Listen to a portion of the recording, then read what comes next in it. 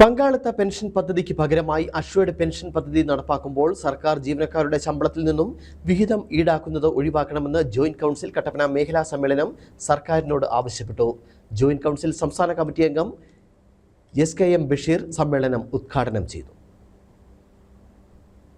സംസ്ഥാനത്തിന് ലഭിക്കേണ്ട അർഹമായ സാമ്പത്തിക വിഹിതം നിഷേധിച്ചുകൊണ്ട് കേന്ദ്രം കേരള സംസ്ഥാനത്തെ സാമ്പത്തികമായി വരിഞ്ഞു മുറുക്കുമ്പോഴും ജീവനക്കാരുടെ ശമ്പള പരിഷ്കരണം, ക്ഷാമബത്ത, അശ്വയുടെ പെൻഷൻ, HBA ഉൾപ്പെടെയുള്ള ആനുകൂല്യങ്ങൾ ഉറപ്പുവരുത്തണമെന്ന സംസ്ഥാന സർക്കാർ ബഡ്ജറ്റ് പ്രഖ്യാപനം സ്വാഗതാർഹമാണ്.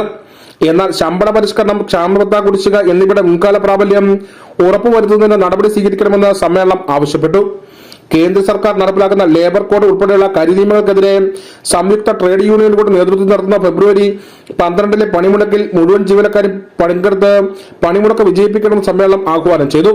ജോയിന്റ് കൗൺസിൽ സംസ്ഥാന കമ്മിറ്റി അംഗം SKM ബഷീർ സമ്മേളനം ഉദ്ഘാടനം ചെയ്തു. പ്രഖ്യാപിക്കുകയാണ്, ഇനി മുതൽ റഷ്യയിൽ നിന്ന് ഇന്ത്യ ക്രൂഡ് ഓയിൽ വാങ്ങുകയില്ല.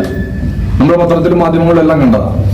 ഇനി മുതൽ ഇന്ത്യയിലേക്ക് ക്രൂഡ് ഓയിൽ ഇല്ലെങ്കിൽ എണ്ണ ഇറക്കുമതി റഷ്യയിൽ നിന്നുണ്ടാകുകയില്ല. ആരെ പ്രഖ്യാപിക്കുന്നത്? ഇന്ത്യയുടെ പ്രധാനമന്ത്രി നരേന്ദ്രമോദിയല്ല, ഇന്ത്യയുടെ പ്രസിഡന്റ് അല്ല. അത് പ്രഖ്യാപിക്കുന്നത് American president Donald ട്രംപാണ്.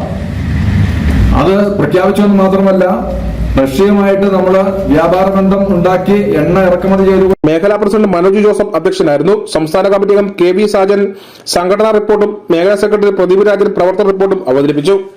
Treasurer Anjana CP വരവ് ചെലവ് കണക്കുകളും അവതരിപ്പിച്ചു. ജില്ലാ ട്രഷറർ PT ഉണ്ണി, ജില്ലാ ജോയിന്റ് സെക്രട്ടറി S സുകുമാരൻ എന്നിവർ സംസാരിച്ചു. News bureau, Kattappana.